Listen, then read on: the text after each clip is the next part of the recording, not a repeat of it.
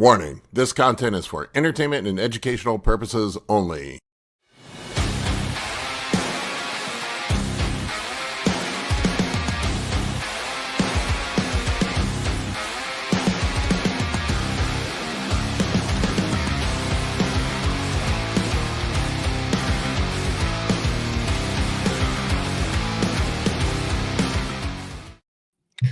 What's up, everybody? Dave disappeared. Where's Dave? Disappeared. I'm here. There he is. There he is. Yeehaw. Well, the reason I'm not doing the live tomorrow is because I'm going to the Commanders game. So, ooh, that's exciting. Yeah, it's the first time I've been to a game in many years. They said this is their first sellout home opener in over a decade. So it's been a long time. They've sucked for a very long time. And the tickets were not cheap. I used to be able to get lower bowl tickets for like $75. They were like 400. Ooh, that's what having a good season will do for your ticket. Yeah, that's the price you pay for having Jaden Daniels and Terry McLaurin getting a $100 million contract. Mm-hmm. But well, it's kind of like when the Patriots blew up. It was like overnight after their Super Bowl ticket prices are like five times the cost. You know, they used to be cheap because they sucked, but it was big money after that. But who wants to go to a game for a team that sucks? Yeah, true. It's not fun. I mean, unless you're a fan of the other team. Yeah. Well, the Browns sell out pretty good for some reason, and they suck. They have hardcore fans. And the Bears, same thing. They got hardcore fans. Hey, look at the Well, we had them here in DC for a while, and then after the last ownership, people just got fucking tired of the guy and just bailed on the team after a while. He was terrible. He was atrocious. But I'm looking forward to it. I actually live right by the practice facility. I mean, I live like a mile away from the practice, 2 miles, I don't know, something like that. But it's right around the corner from me. So I see the players around all the time. See them at my gym. I see them at restaurants and grocery store. It's kind of cool. That is cool. But when they used to stay, like when they'd have home games for the Avs, they would stay at a hotel that was really close to where I live. And so it was the same thing. Like if I go for a walk in the afternoon or go grab coffee or something, they'd all be out and about, but they switched to a different hotel. So I don't get to see all the big hockey players anymore. I go to a car wash, a car detailing place where they'll detail your car while you wait. And I was in there one day and Jaden Daniels was in there getting his car detailed. And I'm like, I would think dude would have somebody come to his house and do that, but he was just chilling and taking pictures with people. Probably feels good to go out and do like normal things still, even when you're, a superstar. Yeah, I see the guys at the grocery store all the time. I used to see when Kirk Cousins played here, I said hi to him in the grocery store one time, and he was like, "I'm with my family, leave me alone." I'm like, "Oh, okay." All right, sorry, bro. Now, are they getting a new stadium, the Commanders? Yeah, it's in process. There's, it's where the old RFK stadium is where they're potentially building the new stadium, but the DC City Council is kind of holding it hostage right now because the DC city government's just a hot mess and corrupt, and I'm sure it's just a matter of doing favors for the couple people that are holding out on approving this thing. The crazy thing is the land is not even owned by the city. It's federal land where the old stadium is, but for some reason the city has control over it. And so, there's been all this controversy over the stadium. It'll get done. It's just, they got to grease some palm or do a favor for some dude or put a park in somebody's district. It'll get done. But the current stadium is out in Maryland. It's like it's like closer to Baltimore than it is here. It's fucking ridiculous, man. It's a dump. It was rated the worst stadium in all professional sports. I mean, it's absolutely fucking horrendous. It's fallen apart. It's in the middle of a really rough area. It's just like out in the middle of nowhere. There's nothing nearby. There's like no bars, no restaurants, nothing. And it's just, it's pretty shitty over there. There's a bunch of homeless people. It's just bad. It's not a place you want to take your family and hang out afterwards. No. Whereas where they're going to build the new ones right behind Capitol Hill. So it's right downtown. I was hoping they'd put it out here in Virginia where we're at, but it makes sense to have it in the city that's central to everybody. Yeah. But we'll get a nice new shiny stadium. They're aiming to have it done by 2030. Hopefully I'm still alive by then. That's basically 4 years. I think you'll still be alive by then. I'm not on blast now, so I probably have extended my life. I've only been on 200 milligrams of test pretty much all year.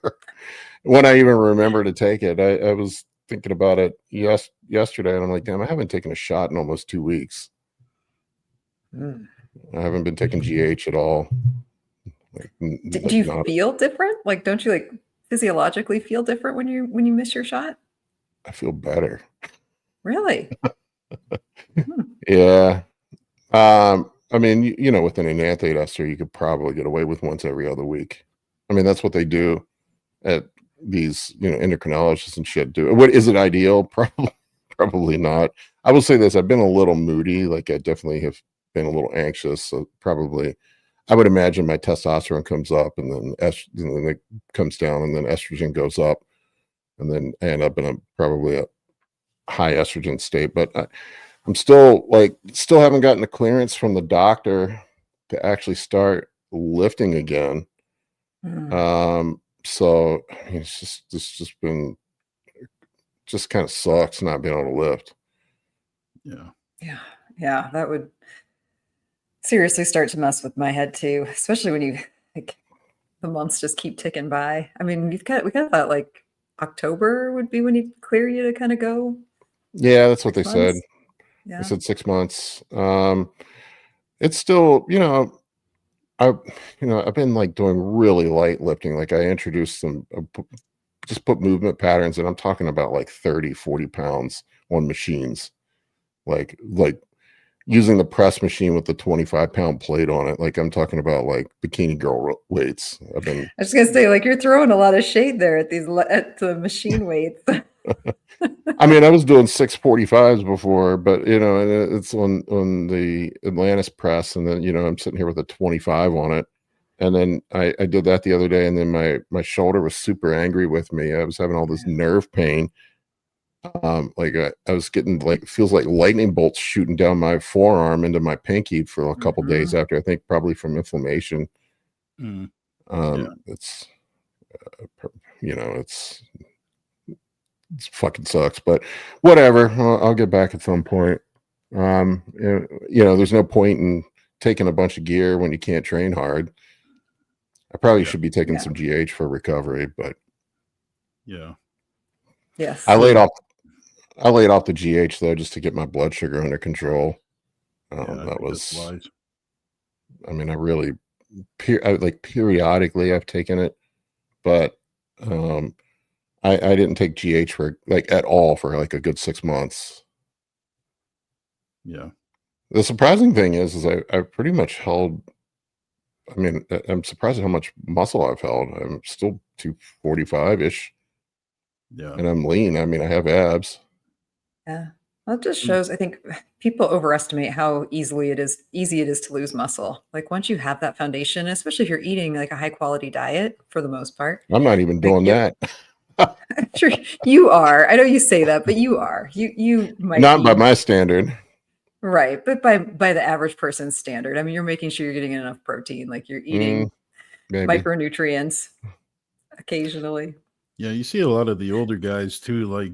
I heard what his name, Dennis the Menace, what's his full name? Dennis James talk about trying to downsize, and actually losing some muscle tissue. And some of these guys, even on TRT or lower, they have to really just kind of fast and find a few different methods to actively restrict calories. So, where you're just getting in food in general, you're getting some activity, some PT. I'm not surprised you're maintaining, some of your muscle tissue, if not all of it. A lot of these guys really have to, like Amy says, they've been walking around for 25 years with excess muscle mass. You really got to, starve it off sometimes for some. I mean, I've been, lifting pretty consistently my entire adult life. So Yeah. off and on, since I was 16 years old. So yeah, there's a fair amount of, I think, how many McDoubles since surgery? I actually have not really been doing McDonald's much lately. It's also with the Reta True Tide. I had the opposite problem. Like, I just don't want to fucking eat. Yeah. I was on the Trizepatide for 2 months prescribed by my doctor, and that absolutely smashed my appetite. I just did not want to eat with the Trizepatide at all. Like it completely nuked my appetite and really fucked up my gastric emptying. I switched back to the Reta. I'm running 1.5 milligrams a week, and appetite's come back a little bit, but I still 1.5 milligrams a week. And I still, like, I think maybe I need to back it off. Like, I still don't want to eat. I eat like 3 times a day now. Some days I won't eat at all until dinner. I'll just eat one meal. Now, are you taking that all in one shot, or are you breaking that up throughout the week? I tried it both ways, man. I feel like breaking it up made the side effects worse. Really? Yeah, See, a lot of people. I've heard that from a lot of people. For me, breaking it up definitely steadied the hunger and got less of that second day. Like, usually when I took a big bolus shot the following day, 24 hours, I could feel my stomach kind of tighten up and get queasy. And, so microdosing definitely has helped me, but maybe it's different for you. Well, see, I want the opposite effect, Dave. I don't want my hunger to be smashed all week. What I found is if I do the weekly injection, I have like a day of where I don't want to eat, and then my hunger kind of comes back. I'm mainly using it for lowering my A1C and increasing insulin production and all the effects that help me with my diabetes. I already don't have a big appetite to begin with. Yeah. So for me, the single, like, I would think in an off-season setting, unless you struggle with hunger, probably a single weekly shot would be better. Yeah. See, that big bolus dose, I won't eat for like 2-3 days, but like if I microdose it, I suppress my hunger, but enough where it's actually not so crushed I can still eat throughout the week. So it kind of works for me. I guess to each their own. Hey, what's up, Wade? Hey, what's up, man? We did a podcast with Wade this week. Wade just got his pro card in men's physique, and he's a doctor of physical therapy. We were just talking about my shitty shoulder, Wade. Oh, could have used your input. Timing. Yeah, perfect timing. Hey, Amy, Dave, what's going on, you guys? What's up, man? Nice to meet you. No, nice to meet y'all. Yeah. I did a little more weight at the gym this week, and I did something to it, man. And I know I got it feels like lightning shooting down my elbow into my pinky finger every time I move my arm. Oh no. Yeah, something's going on with the nerve. Yeah, it sounds ulnar, I guess. Oh man. I don't know if it's just temporary or inflammation. Is it the back of the arm, like by the elbow? Yeah, I can touch my elbow and I can feel lightning go up my pinky finger. It's like right in here. Yeah. It's like it's definitely ulnar. Yeah, that's weird. So it's just from there, from the elbow, and then distally. Just from the elbow. So maybe it's not even anything to do with my shoulder. Yeah, that's what I was gonna say. Huh. Getting old sucks, dude. I don't advise it. To stay 35 forever or whatever you are. 37. 37. Yeah. Stay 37 forever. 40 is when it all falls apart. Oh man. But I don't know. Actually, I made the best progress in my life in my 40s, but I was band-aided together with bubble gum and duct tape. Man. Hey, Wade, when you work with people for physical therapy, how do you gauge like how quickly you're going to progress somebody's progress? So if you were to take Paul from example, I mean, are you looking at his capabilities or like his soreness levels? Or it's like pain? It's a little bit of everything. It's like a lot of like what someone can tolerate too, right? And like their age and comorbidities, things like that. So you gotta kind of, I don't know, it's kind of complex, but I mean, I'd imagine someone like Paul would heal up fairly quick. I mean, he's an active guy, and he's he's on PEDs, so that'll help a little bit. When I remember to take them. Yeah. But I mean, usually for most people, I just progress them like as they can tolerate it, because most people don't do too well with exercise, to be honest. Most people don't like it. Yeah, most of my clients, at least. So definitely individualized on person's progress. Yeah, it just should always be for anything in healthcare. Right. Mm-hmm. Yeah, that makes sense. It always seems like they move, a lot of these PT guys move pretty slow, like across the board from what I've experienced. Dude, but I mean, I get get the point, I get the point of trying to be cautious because it's already a fragile area that you're working on, something that's got surgery or recovery needed. Yeah, and like liability is a big thing. And then also like surgeons are like really like they really like kind of stay on like the cautious side to make sure like, there's no complications.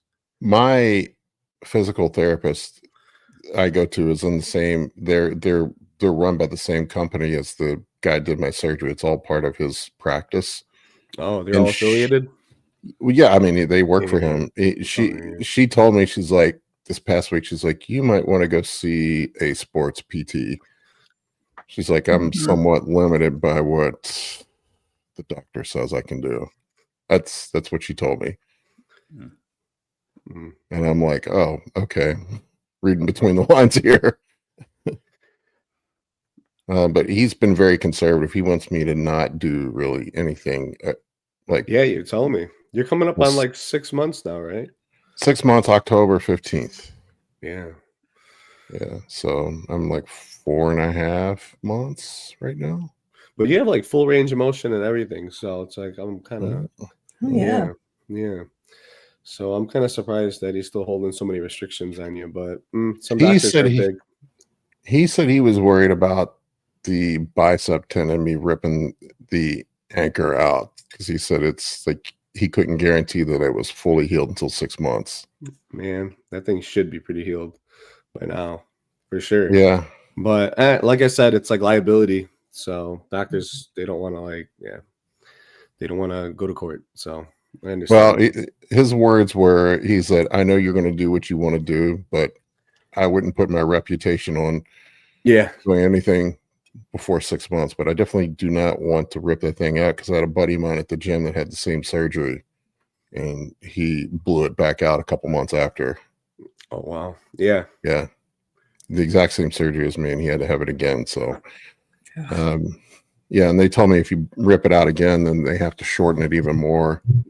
Yeah, it's not a good look. So, for sure. Yeah. I don't know. In the grand scheme of things, waiting another 4 to 6 weeks is not a big deal, I guess. Yeah, I guess that's true. I saw Larry said, I love the idea of using Reta for insulin sensitivity, but 1 milligram a week is destroying my appetite. Yes, 1 milligram. Yeah, I mean, I have the same issue, man. It absolutely nukes and I would say, as lean as you are, Larry, I don't think insulin sensitivity is a concern at all. You were. Larry got so lean. So lean. Yeah. I don't think you have to worry about insulin sensitivity. Honestly, you could probably just take some fucking berberine and be fine. I would be more worried about appetite with you, because I think you probably need to fill out.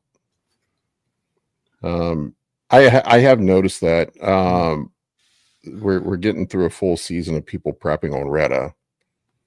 And I have noticed, like, the guys that struggle with fat loss, the GLP-1s seem to help. The guys that tend to flatten out and lose muscle, it seems to make things worse. That's been my anecdotal observation. I know in theory it should. Go ahead, Amy. No, just interesting that like it's become so popular the same year that there are massive drug shortages. So I feel like that which one is causing more of the issue, I wonder.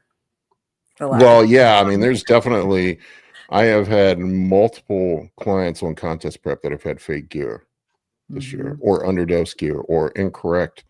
You think you got Masteron, you really got test prop. And I've noticed, like, I've seen some pros on stage, not naming any names, that definitely do not look like they did last year. I've seen a couple of them. Yeah, that's been a big problem this year, like fake gear, just because of like the tariffs and everything just being more expensive. So people are cutting corners, I guess. But yeah. Well, yeah, I mean, there's just no, I gotta be careful what I say, but there seems to be no real Masteron available. Not Masteron and Athate, anyway. Primo is very difficult to source as well. Man, I would say Primo is even harder to find than Masteron. But yeah, I mean, they're all like impossible right now. Yeah, it's basically test and EQ for contest prep this year. Yep, pretty much. Yeah, that's what people are doing. Do we want to get any questions? Oh, I think the Urs is competing against oh yeah, Sergio and Quinton, right? Yeah, Quinton this weekend. Yeah. When is that? It's today, I think. Today. Yeah, the Italy Pros today. Yeah, I was actually just looking through Urz's Instagram to see if there were any updates, but he hasn't posted any.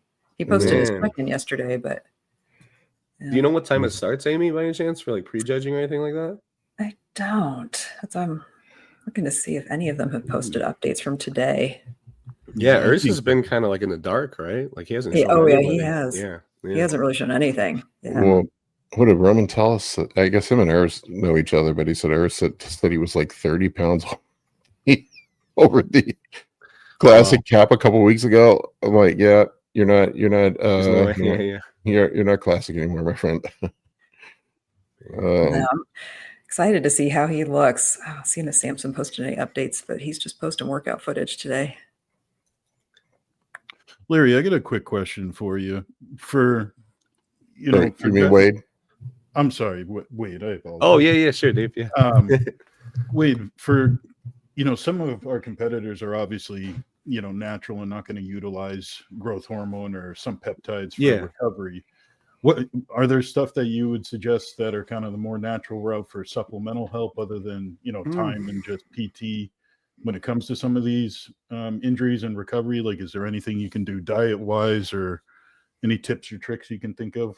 I mean, I'm only big at kind of managing inflammation with people, making sure they're not constantly inflaming the area, doing too much.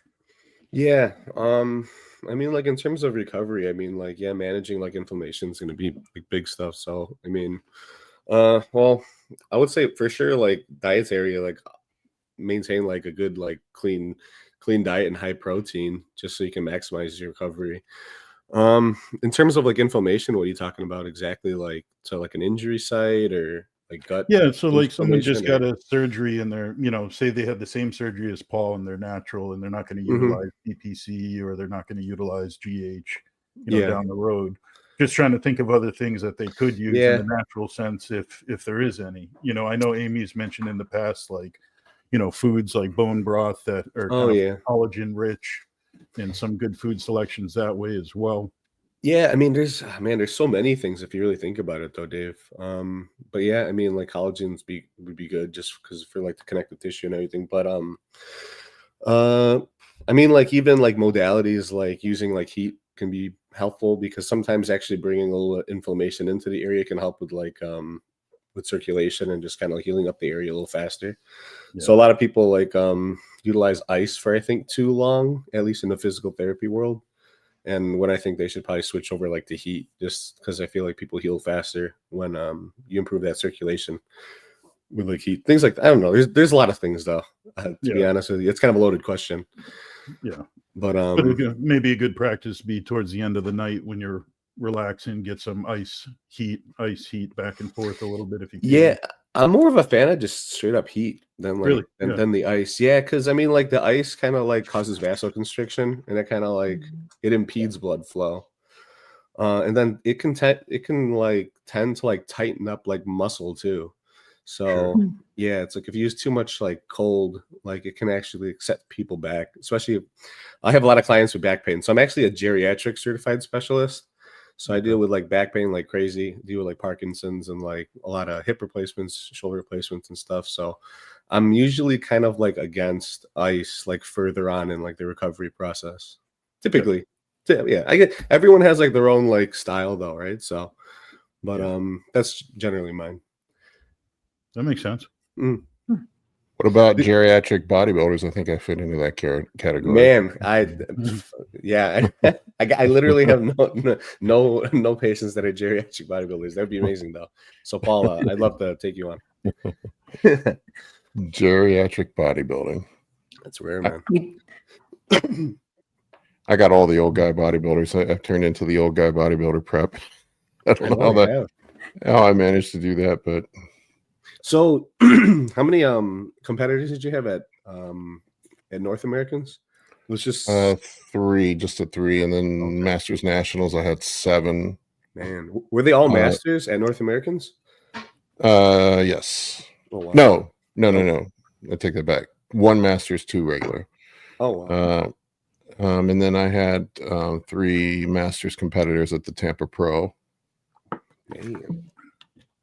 Yeah, my one guy won the classic physique. So. Oh, I saw good. That. Yeah, I saw that. He looked really good, actually. Yeah. Amy, Dave, when are you guys competing again? You guys competing anytime? I am 9 weeks and 6 days out. Oh. Not that I'm counting. No. It's always a little bit scary when you get underneath the double digits. Like, yikes. Of course, yeah. Yeah, I think I'm 4 weeks today, and then the second show is 3 weeks after that, so 4 and 7 or so. Oh, nice. Yeah. National shows or regionals? What are you guys doing? I'm just doing. I'm a local girl. Yeah. Cool, man. Yeah, I'm thinking of doing Masters Nationals next year. Paul and I talked to him, pretty much just going to do like the regional show, these 2 regionals this fall, and then finally do a national show. I could have done one last year and I just didn't, so I really kind of got an itch to want to win these 2 shows I've done well at, but I just haven't gotten first. So I'd love to just win the New England Championship and move on to the Masters Nationals or something like that, or maybe the Universe in July is a pretty good one. I didn't like Universe. I did it like for 2 years, but I wasn't a fan. But I really liked Masters Nationals a lot. Yeah, like Gary's shows are the best. The Masters Nationals and North Americans are the 2 best national shows, hands down. Yeah, there's just no comparison between the other shows. I've had my clients and myself have had poor experiences at USAs, whether it's Masters or the regular USAs. I'm not trying to disparage the muscle contest people, but they definitely do not run their shows with the same efficiency, I should say, as Gary does. Was it like a judging thing at all, or just purely how the show? All of the above. It was just completely disorganized. They didn't have our placings. I sat in lineup for like 3 hours. It was and then I don't understand this was a strange order of operations. Like, they had the Masters bodybuilders go first in the morning. So, and I'm in the older group. So I was out there first in the morning, which is usually how it works. And then they reversed the order at finals. So we were the last up at finals. So the oldest guys had the longest day. I was like, I didn't go on stage until like 10:30 at night. And they were running so slow, they didn't have time for people to do their individual routines. And then when I got off stage, I asked where I placed, and they had no idea. They said, wait, the scorecards will be out in a couple days. And I'm like, okay, thanks. And they kind of got like shitty with me. Wow. They wouldn't allow you to use your phone backstage. And I'm like, I need to talk to my fucking coach. My coach wants to see what I look like. Like, you can't use your phone backstage. Wait, you couldn't use your phone backstage? Yeah, you weren't allowed to use any sort of video calls or anything. Wow. You had to leave. You had to go out to use your phone. That's crazy. Like, it's really strange setup. The judging was very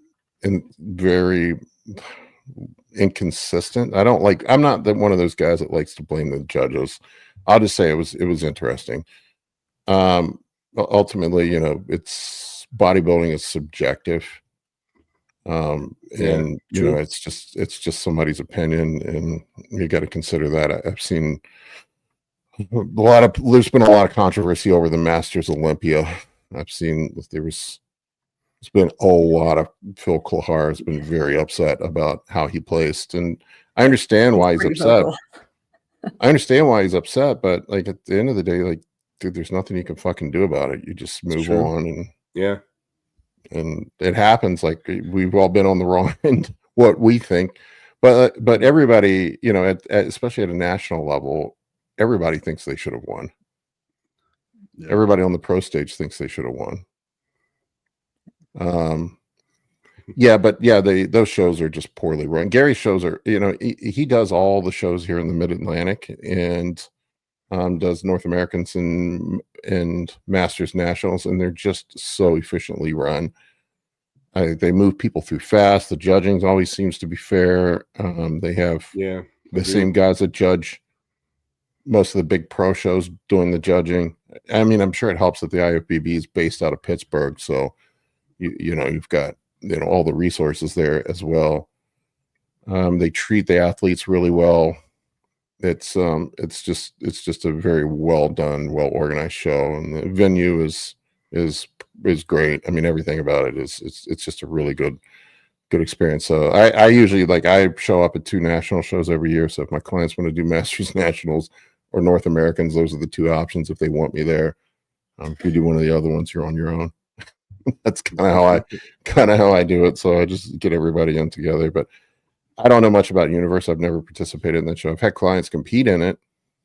But also, I think North Americans and Masters Nationals have the most pro cards too. So if you want a good shot at winning, those are the ones with the most pro cards. Maybe Nationals at the end of the year. I think there are a fair amount there, but they don't have Masters competition for, so yeah, that's kind of been my approach. Yeah, I had a pretty good experience with Jackie when she turned pro at the Universe, but might have just been a one-off, but I had no issues with it. Everything was somewhat on time, and I knew the judges, because of the Northeast, and it was easy drive, easy setup. It wasn't a hard place to get set up or anything like that with Airbnb. So I'm kind of comfortable with that. But I think Nationals, Masters National is probably going to be my go-to next year. I mean that is, you could do both. I mean, they're 2 weeks apart, right? Yep. So, yeah, we thought about that too. So we'll see how this fall goes and then kind of get a game plan. I'm not super picky. I'm always I would do both. I would plan on both. I mean, it's a good experience. 2 shots too. Yeah. For sure. And Masters Nationals, it's the premier master show. Yeah. It's the best one, hands down. I would say North Americans is probably second. There's big Masters division at North Americans would be my 2 that I think are the premier. That was my thought process. I wanted to win at Masters Nationals after I did Masters USAs. I'm just I want to know that I can stand with the best guys. That was kind of my thought process. I didn't want to kind of limp my way into a pro card. I wanted to go out and compete with the best guys, and of course, and prove that I can hang with the best. What do you guys think of the new Olympia qualification system, and that they're going to bring fit model to the Olympia? It's basically the old one. Yeah. It was just a matter of time too for fit model to be in the Olympia. I mean, I wish they put the same restrictions on it that they put on bikini. I mean, they're just, maybe that's just for this year, but because you just have to win one show. It's just because there's no pros right now, so I'm guessing that's why. Going to be more. I think the point system is, I think, better. But I do feel, especially a huge category like bikini, that it does favor athletes who have the financial ability to compete a lot of times because they can just rack up the points. Of course, yeah. I think that would be the hard, and maybe this would be good for especially the bikini division, because it might lend toward athletes not being able to get quite as conditioned because they have to hold it for longer, because they are trying to hold their conditioning to see if they can, or if they do qualify, especially if you're on the cusp. Because if you let yourself get out of shape and someone else beats you by 1 point, but you could do another show if you were close enough to condition, I feel like it'll kind of have more people trying to string out their ability to maintain a physique longer. For sure. For the, for that possibility that they could get knocked out really easily by points. Yeah. Well, the reason they got away from the points is because of the health concerns. It was after that, I think, guys competing too much. Really? I didn't know Guys, that. yeah. It was after the whole Washington Post controversy. They steered away from that. They were trying to prevent people from. At least that was the impression I got. Who knows what the real reason was for it?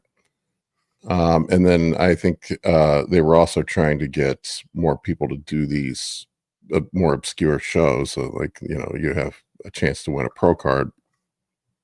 But now they created the opposite problem. Like last year, when Amy, when we were there at the Olympia, there were like 100 dudes competing in classic physique, man. I'm like, prejudging was like 5 hours long. I'm like, who the fuck's sitting through all that? Yeah, well, crazy. that, and I mean the athlete experience too. I mean, like, again, I think of bikini just because like we're standing up there in heels for that amount of time, and they had them all just like same thing with the men's physique, like all just packed up on the stage. So you have like groups of like 30 people on either side of the stage. And like, who can even tell what they are? And for the judging too, I mean, are they really judging anybody outside the top 15? I don't really think they are. I mean, you're in like 10th call outs and you've been standing for 2 hours to wait for your 10th call out spot. I mean, I don't think from the athlete experience or from the spectator experience that's good. Like, it doesn't make you excited to see like, ooh, who's in 70th place? That's pretty funny. It's true though. Yeah. I almost feel like they just need to go to the way they do it at the Arnold and just make it an invite only thing. Yeah. But I guess the downside with that is then nobody's going to want to do these regional IFBB shows. So what's your incentive for doing those? Right. You can just get invited. Yeah. It's tough. I mean, I think they should cap it though at some point, just because, I mean, even as it is with the points, you could still conceivably have 40, 50 competitors in these bigger categories. So but how do you cap it? There's no fair way to cap it, I guess. Well, they were having a serious issue with people competing in these regional shows last year. This year it seems to be better, but I mean, there were like fucking 7 guys at the Detroit Pro. Yeah. And that's Fuad show. Yeah. Yeah. I mean, that was a great show too. Yeah. I always laugh because people say there's too many pros. And I'm like, you go to the shows, there really aren't that many people competing. Mm-hmm. In a lot of these shows. The point system might encourage more to compete more often. Yeah. That definitely will do it. I will 100% will get more people to compete. I know they were like trying to force people to compete. By I think it was you have to do it giving up your pro card. Yeah, within 2 years, but I think they backed off of that a bit. I think if the goal overall though, their whole effort was to make it a better product, in general, the Olympia, because nobody wants to watch 70 bikini girls do their walk across the stage. I mean, even if you're a fan of the category, which we all are, it's just still it's too much. Same thing with classic physique. So finding a way to make it more competitive too, even throughout the season, is kind of nice. It makes the shows a little more enjoyable. I would do something 70 like people a category. It's too much. It's too long. It's not a good product. I would do something like top 20 at prejudging and then top 10 at finals. Sure. Have a cut.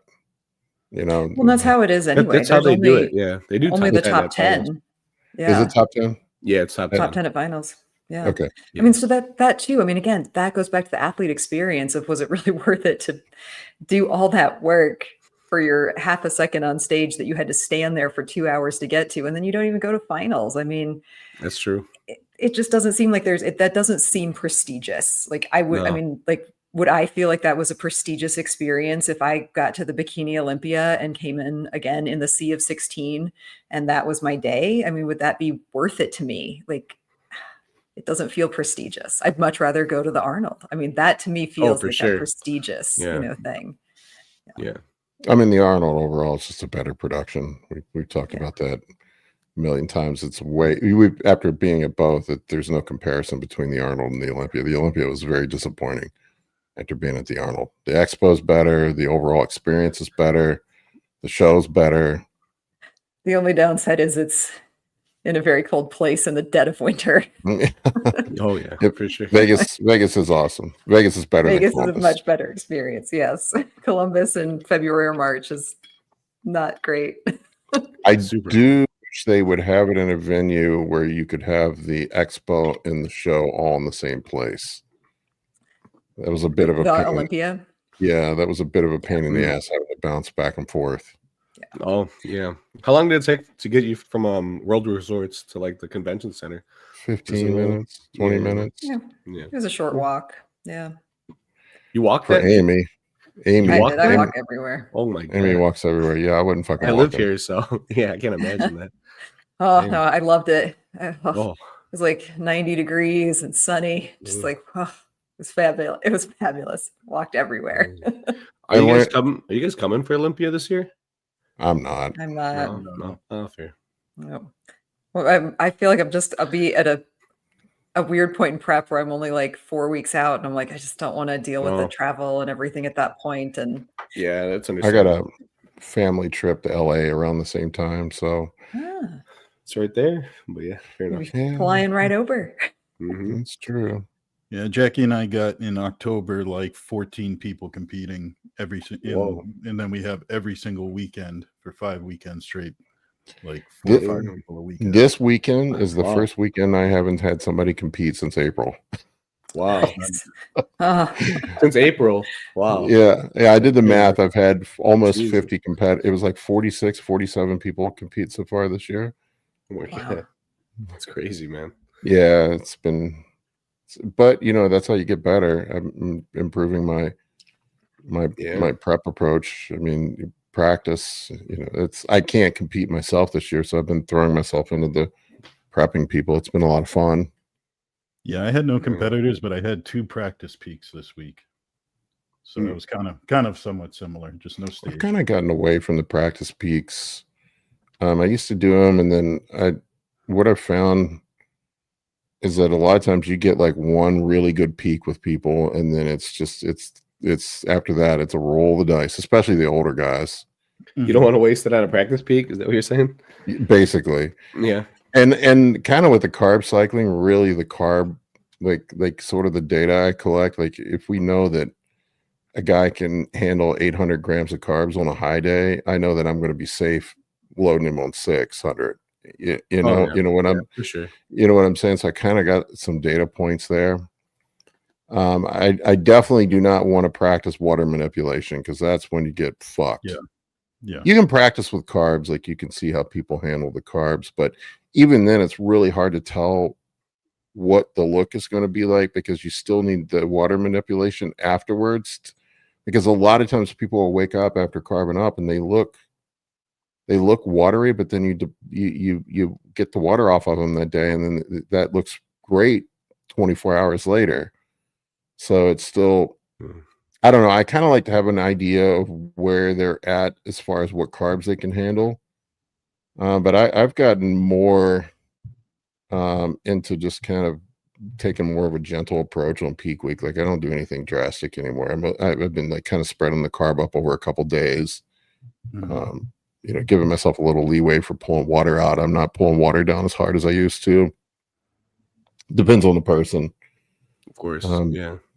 But yeah, if I wasn't 5 weeks early with these 2 people, I wouldn't have practice peaked week. But I had an opportunity where we're 5 weeks early, and both of them I want down like another 1.5 pounds before stage comes around. So it's perfect. We could do a practice peak, drag them down, clean them up. And then I mean, Mark looked ready to me. Yeah. I mean, he looks pretty much ready. I've also kind of leaned back more towards Justin's way. Like, and I wish Justin was on, but Justin he's not a fan of having people ready early, like super early. I've found that it gets harder to maintain a look. Like I like he talks about landing the plane on the aircraft carrier and having people ready like 2 weeks out. To me, that's like perfect. That way you got a little bit of runway you can play with. But like if you most everybody I've had ready super early, it's been stressful as fuck trying to keep them from flattening out after that. Yeah. It's like I don't want you gaining fat, but at the same time I don't want you getting smaller and losing your legs and flattening out. So it's like if I can time it up to where they're ready 2 weeks out, a week and 10 days out, that's perfect. Yeah. Well, the people that you have to bring down their weight quite a bit over the period of a prep, that's tough, because once you get them in shape, their metabolism tends to run away and it gets a little faster. So being too early is a little rough, but some people that stay in good shape off season, you kind of can cruise in a little bit easier. Yeah. Now, with that said, I'd rather have somebody early than be running it up to the last minute. Yeah, very true. Yeah, that's stressful too. Yeah. I feel like there's been, I feel like I've been, for the most part, I'm not batting 1,000, but I feel like I've been batting pretty good with my guys this year. You guys have been showing up. Yeah, they always come pretty conditioned. Yeah, you've been bringing them really conditioned. Yeah, and I usually bring I stress myself out because I pull it together the last week. But yeah, that's kind of what I've been doing. We want to grab some questions. We have some really good questions today. Yeah, let's. How do I see the questions? I'll pull them up. Yeah. The first one is a football question from Ryan Parsons. Big Paul, favorite Redskin / commander of all time. Mine was Art Monk without question. I like Brian Mitchell. I just I love Brian Mitchell. Brian is a bulldog, just a dude that just didn't give a fuck. Went out there, put his head down, and just ran through the line. I think he's the all-time leading return man in the NFL, and he's not in the Hall of Fame. It's crazy to me.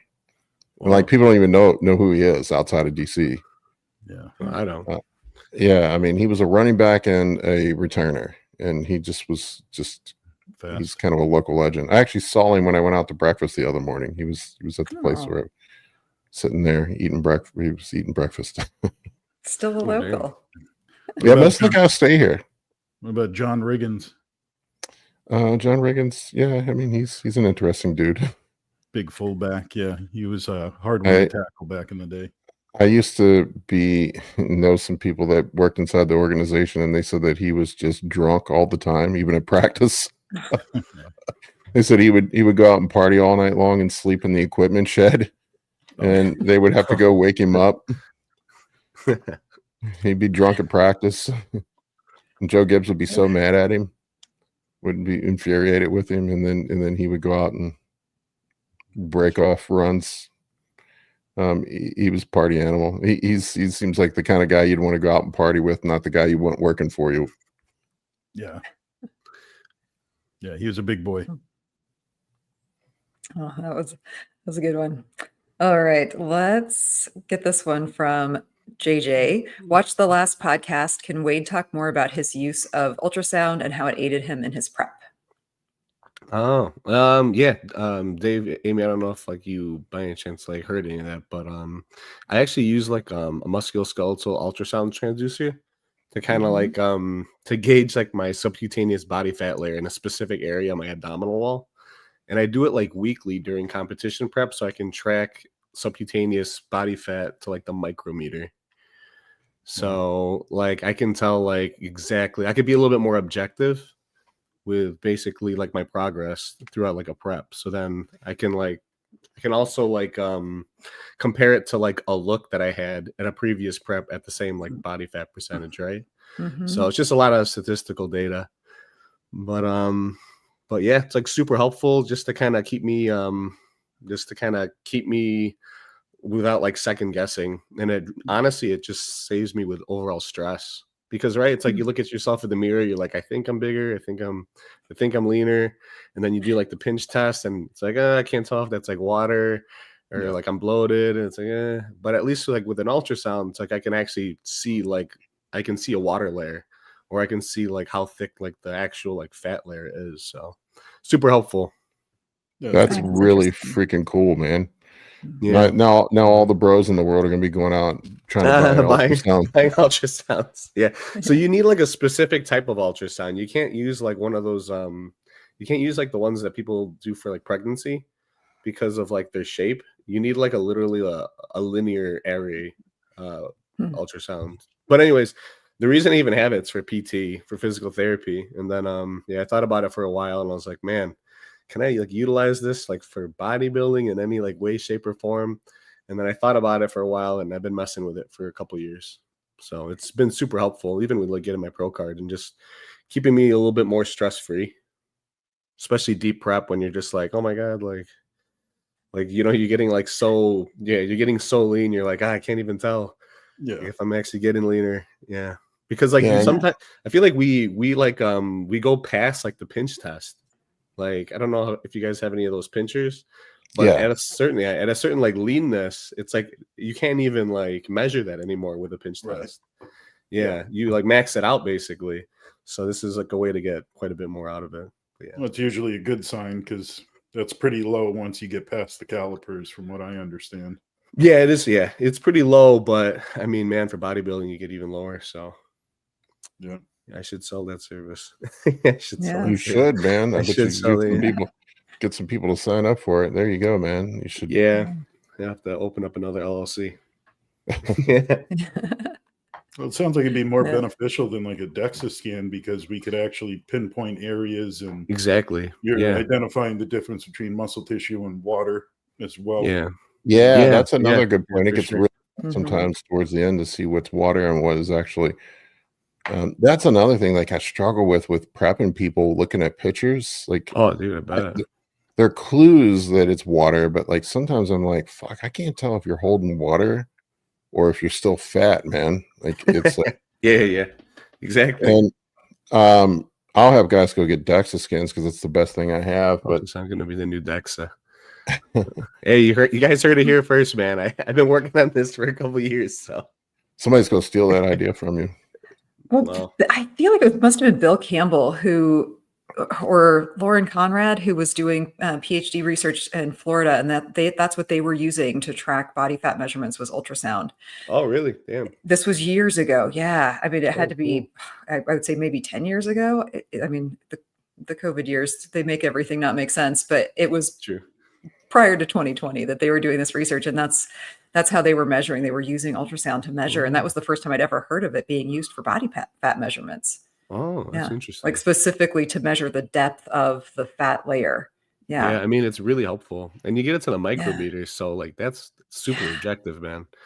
Yeah, so that's very cool that you have access to that and are utilizing it for good.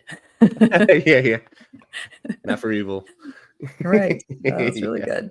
But so yeah, we'll see. I don't know. Maybe I'll utilize it as a service, or maybe I'll like an add-on for coaching in person or something. I don't know. Yeah, do it. Yeah, it'd be kind of cool. Yeah, make some money from it. Yeah, and help people. Man. And help people for sure. Yeah, that's the best combo when you can make money and help people. Agreed. Exactly. All right, this one is from Larry. Talk about supplements for gut health and digestion for someone building into an off season. I ate a ton of food last year. Didn't feel like I got any real growth out of it. Am I not absorbing everything? I, of course, have a lot of thoughts on this, but I'll let you guys go first. You're the food expert. Let's let you go. I actually want to hear you talk about this, Amy. Yeah, so I think it's so tough because you can eat a ton and not grow, but without knowing specifically what is happening with digestion. And this is why I love talking to you guys about poop so much, because you get a better idea of what you might be absorbing or not absorbing based on what's coming out. Because, the more that's coming out and the way things are coming out gives you a lot of cues as to what you may be absorbing or not absorbing. Growth, I think, especially Larry, for those of us in the masters categories, is always going to be way slower than we think, even when we push things in the off season. But my favorite supplements for just general gut health for someone who is like, let's say they are not having any issues and they're wanting to make sure that they're able to continue pushing food up, is going to be things that help with stimulating the migrating motor complex. So specifically things that help move things through the digestive system a little bit more efficiently, but also making sure that you're breaking them down efficiently before then. So supporting your liver and gallbladder function, and also making sure that your stomach acid is optimized. And then things like artichoke and ginger and other stimulants to the digestive process to get things to actually move through. But you have to make sure that you're addressing those top-down issues.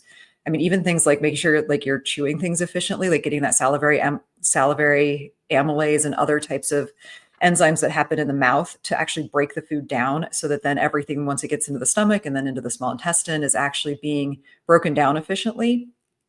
Not try to rush through meals or eat too quickly are other ones. And just if you do run into an issue where you're feeling like you're having to force food, rethinking perhaps meal timings, and then also just making sure that you're not forcing it just for the sake of forcing it, because as you've seen, like that maybe doesn't actually lead to growth. Mm-hmm. Yeah, I've definitely seen some of my clients where I've been amazed as we increase the food, how much food they have to eat to start growing. And then, you'll get to a point where, hunger is just not as high and you just have to pull back food and a little bit for some relief. And I've a lot of times seen, when I was younger, realized that some people weren't digesting all their food. They actually started growing better when we were pulling calories back, maybe 20-30%. And then they started growing a little better. So it just showed that they weren't actually fully being absorbent of all their food.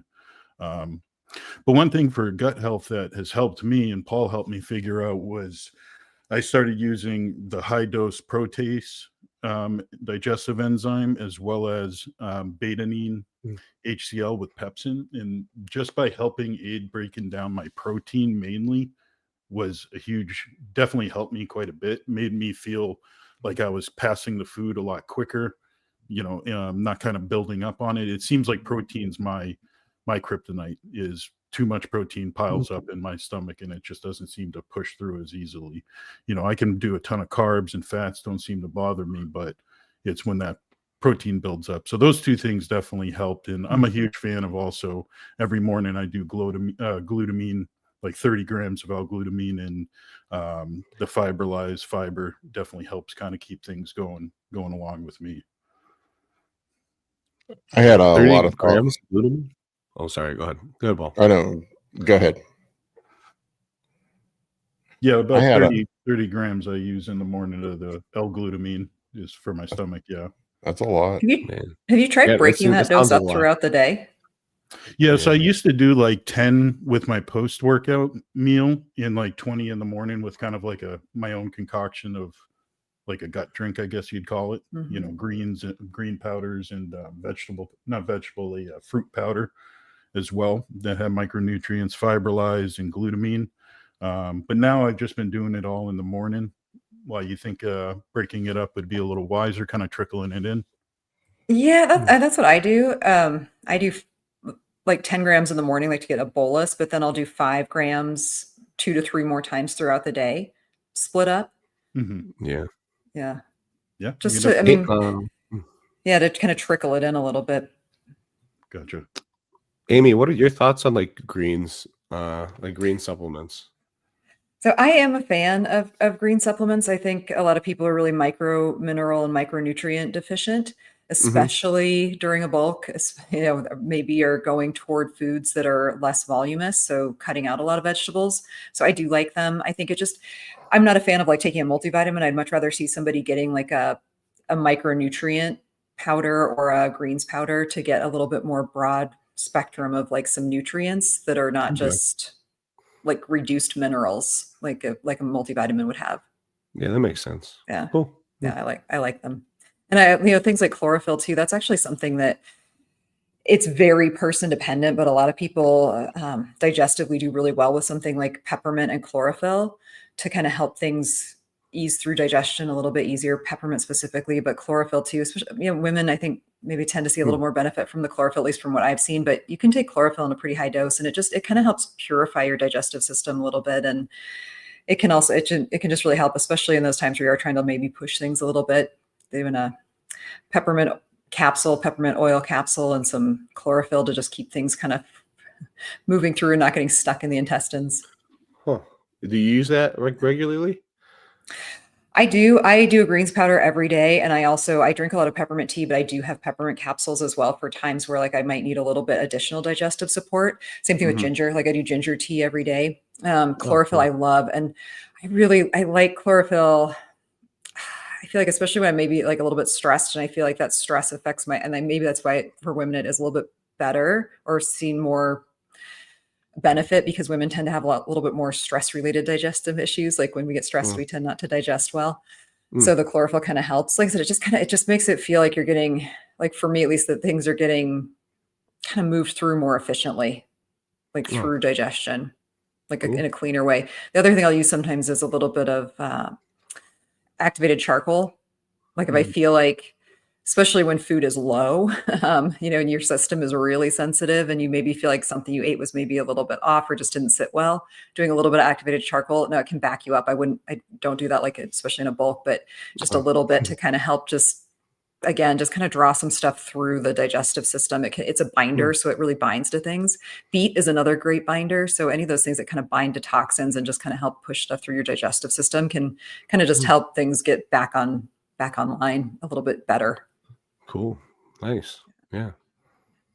And yes, I love Rise. I do love green tea as well. I'm a green tea. I do matcha every morning too.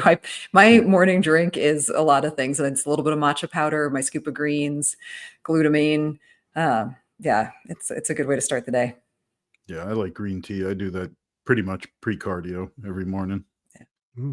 I was going to talk a little bit about Larry's prep.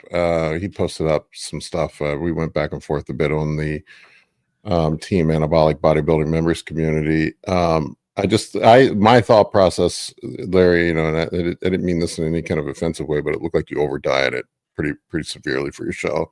And it's possible that you did gain muscle in the off season and you just dieted it all off for the show. You know, that also begs into question too, if diet wasn't much different last year, there was a lot of people that had fake gear this year, man. You know, that's a possibility. If you're dieting hard and your gear is not legit, that diet's not going to work as well. Mm-hmm. So that's another possibility. But to me, it looked like you really over dieted this year. So I don't think it was an issue of your off season being poor. I think it probably was the prep went probably sometimes I guess I've done this before myself. Sometimes like some of us that are just really hard workers, we're a victim of our own work ethic where we work too hard. We work too hard and we grind ourselves into the dirt. And I find like especially guys that are pros, like I've been working with some pros now.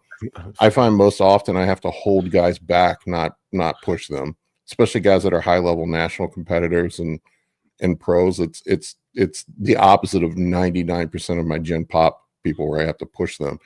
Those people like you generally have to tell, look, dude, you got to pull back a little bit. We need to take it a little easier. And that's hard for people. Like that was something with Justin, like going into my last shows, like I really found out that I had to eat a lot and basically do no cardio going into my last part of my prep. And that is a mind fuck in itself, man. It's like, Christ, man, I don't feel like I'm working. Like I'm not working hard enough. And we identify with hard work with better results, and it's not always the case on contest prep. Yeah, I hear you tell me less cardio more often than more cardio. I mean, you got to be sometimes more cardio is necessary. I mean, it's a lever to pull, but it's always a fine line to walk. Like you want to be in shape, but then you also don't. You know, this is a bodybuilding contest. It's not who can suffer the most contest, and I think that's where guys get confused. It's not you suffer more, you're going to win. It's not like running a marathon. The guy that suffers the most wins the marathon, and bodybuilding's the guy who has the best looking physique on stage that wins. And sometimes suffering the most doesn't equal the best look, and that's really something I've tried to keep in perspective this year, and it's been a change for me. And it's definitely like something I've learned from doing this mentorship with AJ Sims. AJ is all the time telling me like when I I always thought there was going to be some secret protocol or some secret diet plan. He starts with the pictures. He's like, what do you see, man? What do you see? Like, he just is like, what do they look like yesterday? What do they look like today? Where are things heading? Where do you see problems? And then like, what do you think we should do to dial this in? And it's all based off the look. And I've seen a lot of guys that get super focused on numbers. They get super focused on data. They get super focused on outworking everybody else. And then they forget that the most important thing is really the progress pics and how you look in your progress pics. And this is why you need a good set of eyes in your corner, because like, I can't trust myself. I know I cannot fucking trust myself when it comes to looking at my pics. I thought I looked terrible going into my show last year. I thought I looked awful going into my show last year, and I was ready to pull out of the show. And Justin's just like, dude, just chill out. And it was the best I ever looked. Looking back on it, and I was like, what the fuck was I thinking? If it had been up to me, I would have been doing, 2 hours of cardio and pulling my food way down, and I probably would have ended up looking like shit on stage. Mm-hmm. Yeah. This is why we have coaches. Well, there are two types. Yeah, you don't, man. You have to be incredibly level-headed to coach yourself. Yeah, I mean, I know what you mean though, Paul. Like I feel the same way too. Like deep in a prep, I look at myself and I'm like, oh man, this doesn't look that great. But then like post show, I'm like, oh shit, like this is amazing. But yeah, I think we all go through that for sure. The prep brain is real, and I have two types of guys on prep. I get the guys who think they're flat and they want to fill back up. I'm losing all my muscle. I'm going flat, and I'm like, no, dude, you're still 12% body fat. We got some fat to get off. And then I got the guy that's like I'm too fat. I need to get leaner. And then they end up dieting all the muscle off. Those are the two types usually, and you got to steer them, both of them, kind of in the right direction. And it's really the truth is somewhere in the middle. But I'm a hard worker. I think Larry and I are psychologically wired the same way. Like my belief with everything I do in my life is I need to work harder. And working harder has served me well in business. Working harder has served me well in sports. Working harder has served me well in everything I've done except for bodybuilding. There is a limit. Like I do think quite a few people, and I get people upset when I put the work harder stuff up. Like I think a lot of guys that are amateurs that are trying to build physiques are looking for ways to shortcut it and think they're working too hard, and that's why it's costing them success. And then the guys that are actually successful a lot of times push themselves too hard. But they're more the exception than the rule. I would much rather have the guy that I have to pull back than the guy that I have to push, because it is way easier to dial somebody back than it is to get somebody to work hard. Yeah, that guy's way easier, way is going to have way more success than the guy that doesn't know how to push. So I find that way easier to coach personally. But anyway, that's my long-winded story. Love you, Larry. You're the best. I think you worked yourself too hard on this prep, or you had fake master on. One of the two. I think your advice that you got from AJ is pretty correct for maybe Larry, is to just take a look at your stage photos from this year and last year and immediately say, where have I improved? Even if you're at the same weight, and maybe you're 5 pounds tighter or you're half a gallon drier. I mean, the flatter. Or flatter. Yep. You might have actually gained 5, 6, 7 pounds, but that's not always going to be shown on the peak. Sometimes you're a little tighter, water, all these things add up to numbers on the scale. So well, I mean, you can think about definitely be there, for sure. You can do the math on glycogen. Like a big guy like us, like, if you're over 6 feet tall, you can probably, I can eat 1,500 grams of carbs and not spill over. And let's just say 3/4 of it turns into glycogen. That's 1,000 grams. That's 2.2 kilos. And then for every, that's 2.2 pounds. That's 1 kilo. For every kilo of glycogen you synthesize, there's 4 kilos of water. So, we're talking about almost 10 pounds of difference in stage weight just from synthesizing glycogen. So, and I think this is another thing that guys forget a lot of times, is that the muscle is only 20 to 25% protein structures. Yeah. The rest of it is just the other shit. Most of it being fluid, glycogen, amino acids, the amino acid pool, mineral retention. I mean, it's all the other shit. I mean, you can look at it like a piece of beef jerky. That beef jerky was a sirloin at one point. The only thing, the protein structures are still there. You just dehydrated it. So if you're super dehydrated, if there's no glycogen left, I mean, you can lose muscle size just from not being filled out, essentially full. And like that's what guys, I hate using the term, I guess don't understand what it means, but basically it's when you're flat, that means you're glycogen depleted. Glycogen and glycogen pulls water. It could be, there's a bunch of other factors that go into sodium. Like some guys manipulate sodium too much at the end, and then they end up flattening out from they end up with that really from not doing enough sodium, not drinking enough water, not eating enough carbohydrates, over dieting, overdoing diuretics, overdoing the Winstrol. There's a bazillion different factors that can go into it. So there's a bunch of knobs you can turn, but ultimately those knobs you turn are to achieve a certain look on the stage. I think that's where a lot of guys get confused. It's ultimately it's about what drives the best look on the stage. Not the best look in the gym. Not the best look in the gym. Not the best numbers on your blood work. The judges don't ask for your IGF-1 level when you get on stage. They don't ask you what your body fat percentage is. Although those things are interesting and can be clues and can be helpful. I do like data. I'm a data analytics guy. I mean, I studied data analytics in school, but we ultimately use we have to remember that sometimes it's hard to quantify the unquantifiable, and ultimately bodybuilding judging is subjective. So we know that there's a certain bit of subjectivity to the judging. It's somebody's opinion at the end of the day, and this is another thing too, like paying attention to who the judges are, like knowing certain judges like fuller look, certain judges like harder look. I noticed, like, now that I've been coaching some pros, they judge pro shows way different than they do amateur shows. It seems like they really value fullness and size at pro shows. More so than they do. And it seems like amateur shows, it's all about conditioning. Yeah, I definitely noticed that too, actually, that they kind of want more of a fuller look. Yeah. Yeah. At least for guys. I don't know if that's something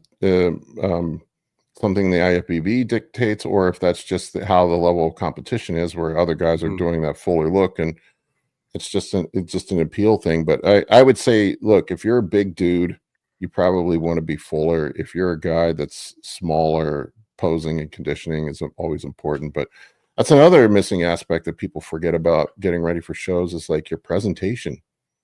You can be in the best shape, and I've seen dudes all the time lose shows because their presentation sucks. All the fucking time. Happens all the time. And I've seen it happen plenty of times with clients I work with. They don't practice posing. They get beat by, or the opposite. I get guys that are killer posers and end up beating guys they probably shouldn't beat because they're just better at posing. So I heard Steve Weinberger say at one time, I can only judge what I see. True. Yeah. So this is a very, at the end of the day, it's a very subjective sport. It's somebody's opinion. You need to go drive all your decision making by how the look is, and you can use data to help achieve that best look. So that's kind of the reverse engineering, how I reverse engineer it when I'm thinking about prepping people. Yeah, I imagine you're pretty big on posing with your clients then. Yeah, I mean, I've been, I'm not the greatest poser myself, but I usually try to hook them up with, somebody who's very, very, very, very competent at posing and making sure that they practice. And I don't know how you do it, Wade, but I when I'm on prep, I practice posing every fucking day. Yeah, me too. Yeah. Thankfully, at that gym at Cult Fitness, they have like a fantastic posing room. So they got like stage lights in there and everything. So I got a pretty nice atmosphere to work on. And it's good for burning calories. I'd rather pose than do cardio. Yeah, for sure. Yeah. It's man, it's underrated. Yeah, I mean, you sweat a lot when you pose. Oh, big time, man. Amy, are you a coach? Do you coach? I do lifestyle coaching. So I'm a nutritional therapy practitioner. So I don't have any competitors. I just coach lifestyle. One of my lifestyle clients is wanting to probably compete next year. So cool, man. Yeah, I'll be referring him out to a bodybuilding coach when he's ready to start competing. Oh, okay. Yeah. Amy can fix your IBS. Yes. Yeah, that I can do. Yep. Your heartburn. Yeah, I've been listening to you a lot about you know a lot about poop, that's for sure. She's a poop expert. Yeah. Hey. Sure. Yeah. Sometimes the best way to understand what's going on is seeing what's coming out. It's true. Yeah. As funny as it sounds, it's true though. 100%. Yep. Tells us a lot. All right, we got a couple more questions. You guys ready? Yeah. Yep. This Sorry is for a that question. rant. It was a good. Hey, we're all competitors. We're all here for it. This is a question about dosaging. Looking to replace EQ for Primo during prep. Should the Primo dosage be slightly higher than EQ was, given EQ is slightly more anabolic? EQ 100, Primo 88.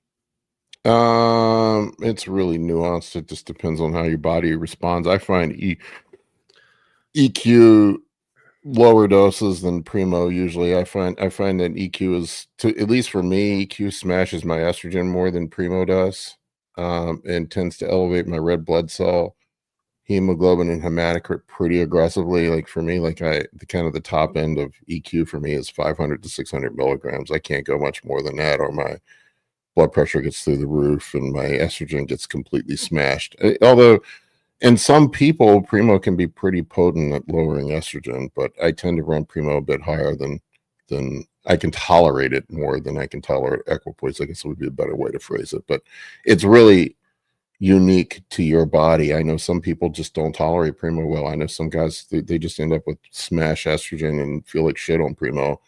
I love Primo, but by no means does that mean it's right for you. But I would say I have a strong preference for Primo over equipoise. Yeah, same. Yeah, I do too.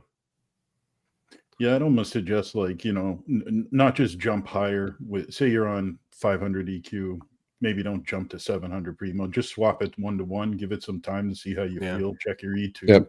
Check, everything that goes along with it, blood pressure, how this affects your training, your feelings, all that, and then make an assessment. If you need more, then slowly go up.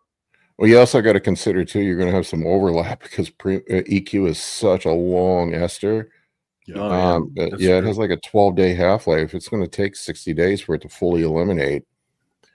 So if you're adding Primo on top of it, you're going to probably, pulling the EQ and adding Primo in, you're probably going to think it's the Primo that's causing problems, when it's really you're just overlapping it with the EQ. So yeah, that's a good point. That's another consideration. Yeah, Paul, do you know what the half-life is on the enanthate version of Primo? It depends on enanthate, 6 to 8 days. I mean, everybody metabolizes a little bit differently. Yeah, of course. But I mean, you think about it. I mean, you'll have half the effective dose present in 6 to 8 days, and then 3/4, and it's 7/8, and then it tapers up slowly. Same thing when it comes down. I mean, it's going to half at the first half-life, and then half again, and then half again, and half again. And then in pharmacokinetics, they consider 5 half-lives full elimination, although there's still some present. I've seen people say that EQ metabolites can be detected for up to a year after you've taken EQ in drug testing. Same thing with DECA. Similar to like DECA. Yeah, DECA is kind of similar too. Yeah, DECA has a similar half-life. Yeah. But after 5 half-lives, you should be like 99% clear. Yeah, it should be like 99% gone. But I mean, you got to think it's still like, then it's it's 1% left, and it's a 0.5%, then it's a 1/4%. It's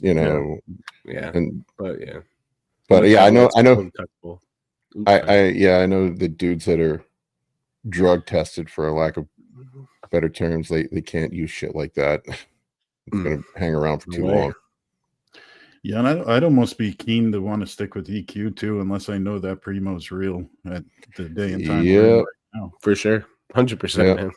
Yeah, I mean, and if you're trying to kind of just, keep estrogen in control and have an added anabolic beside your testosterone, there's nothing wrong with EQ on prep, in my opinion, unless you have like, unless you're like, you have like high hematocrit and hemoglobin, but sure. That's my main thing for EQ. Yeah, that's my main concern. There's also some evidence that it's directly kidney toxic. That stuff hasn't really been like confirmed though, right? Wasn't it like in rabbits or something? No, it was in rabbits, and it was done in the 70s. But I have definitely noticed that people on EQ tend to run higher creatinine numbers. I've seen trends. I don't know if that's transient. The EGFR, anything with that? Well, I mean, higher creatinine is going to affect EGFR negatively. Yeah, I guess it's Yeah, so I mean, but once again, EGFR, it's estimated.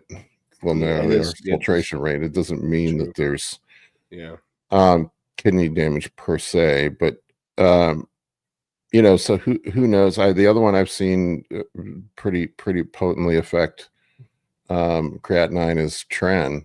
It also seems to be transient, but I will say this: a lot of the dudes that end up long term with a lot of the dudes long term that end up with kidney issues from PEDs, a lot of them ran EQ and tren. From what I've seen, and it's just anecdote. I have no science to base that on. I got in an argument with the guy that said the tren's not kidney toxic. I'm like, okay, that's cool, man. I've seen great, but I've seen a lot of really skewed numbers with tren. Just saying, maybe it's an indirect effect. Maybe it's the high blood pressure from the androgenic load that's causing, sympathetic nervous system drive that's making your fucking heart pound like it's you're running a race. I mean, everybody knows that runs tren, your pulse goes up 10, 15 beats a minute when you add it in. And that's all from central nervous system stimulation. So maybe it's an indirect, not direct result. Yeah, good point. I don't know. I'm just speculating. Anyway, I would say like for me, like if you want to stay in the safer use category, I would probably say testosterone, growth hormone, Primo, and Masteron. I'd put those in sort of the green light safer category. And when equipoise is probably the proceed with caution, but maybe okay. We start getting I'd put equipoise and probably nandrolone in that same column. And then when we start getting into a little bit riskier stuff, tren, and then there's your fucking crazy stuff like DHB and mint and methyltrianolone, and if we want to go further down the rabbit hole, and halotestin and turinabol and all this other shit that people run, there's a compelling, this is the way I look at it for safer use. There's a compelling reason sometimes to use the more toxic compounds, but it's also dose and duration are what cause the toxicity. So if you are going to run a more toxic compound, there better be a compelling reason to do so. For you're going to get some benefit from it that you couldn't get from a safer compound, and so you limit the exposure to it. Like tren clearly does some shit that you can't do with anything else.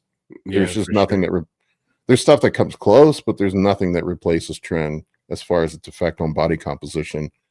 To me, like the only compelling time to really use it is on contest prep in the last 6 to 8 weeks, if you tolerate it. And that's the way I evaluate everything. Same thing with orals, like, different orals, like everybody talks about Anavar being safe. But I do see some pretty shitty lipid values on Anavar.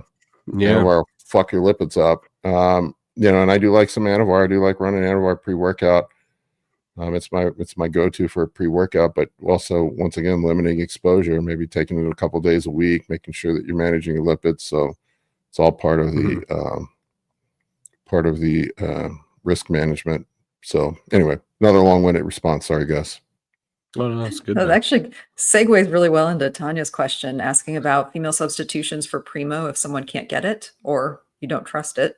Hate the idea of only having nandrolone or orals as options. Anavar is really the only choice, right? Oral Primobolan. You can do Masteron as a female. Is oral Primobolan even like effective? I mean, that's pretty. But it's not in men, but it might be in women. 2.5 milligrams of 2.5 milligrams of Anavar or 5 milligrams of Anavar would be a breath mint for me. For a woman, you turn you into Hercules. Women are highly sensitive to synthetic anabolics. Yeah. Yeah, so, I see a lot of coaches use Masteron with women as well.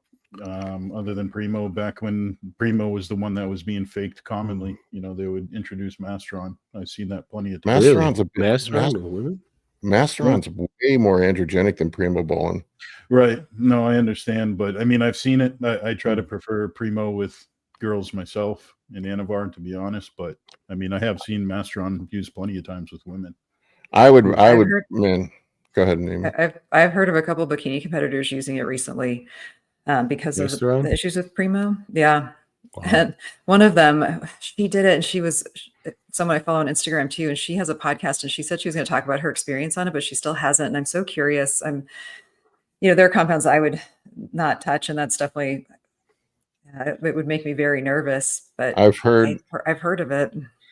I've heard if you want to give your lady great sex drive, Masteron will make her a wild woman. if you wanted to be on the attack, I would be concerned about how androgenic. I mean, it's not as androgenic as testosterone, but there's like Masteron's a weird one, man. It's like we do know that there's no direct evidence that it has any anabolic effect whatsoever. Right.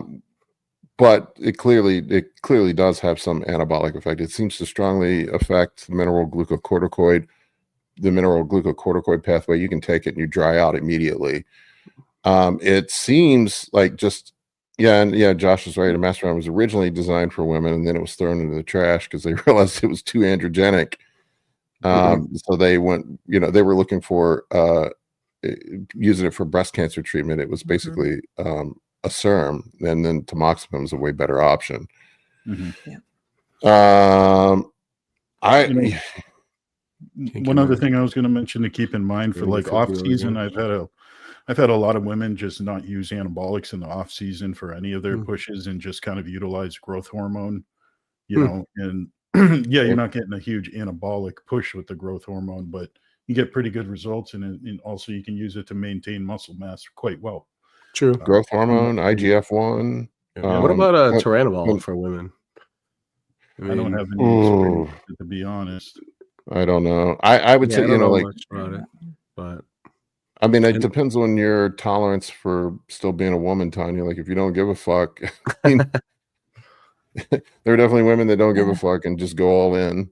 I mean, I know several bikini pros who run Anavar year round at 10 or 20 milligrams daily and run it for 18 year months round? without break. Oh yeah.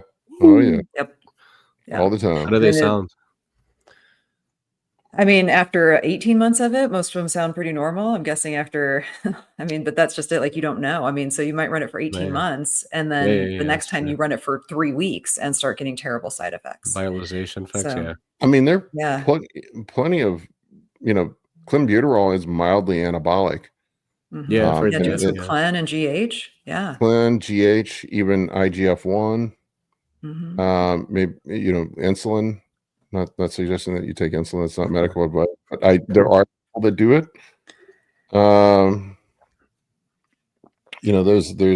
There even I've even heard of some women using SARMs. Although I find most SARMs to have worse side effects than actual anabolics. Yeah, I agree. Makes a lot of sense, Paul, to focus more on the nutrient drivers versus the builders, perhaps. Like, again, insulin. There's a bug flying around me. IGF-1 is very anabolic. It's going to increase mTOR, lower AMPK, drive nutrient partitioning. I mean, low side effect profile. I mean, you can, just some tests, or TRT basically for women, whatever that would be. Your normal hormone replacement stuff, and sprinkling some Anavar here and there. And then GH, maybe I don't want to pull the curtain back too much, but what I have seen women do is alternate between Anavar and clenbuterol, like 4 to 5 week runs of each.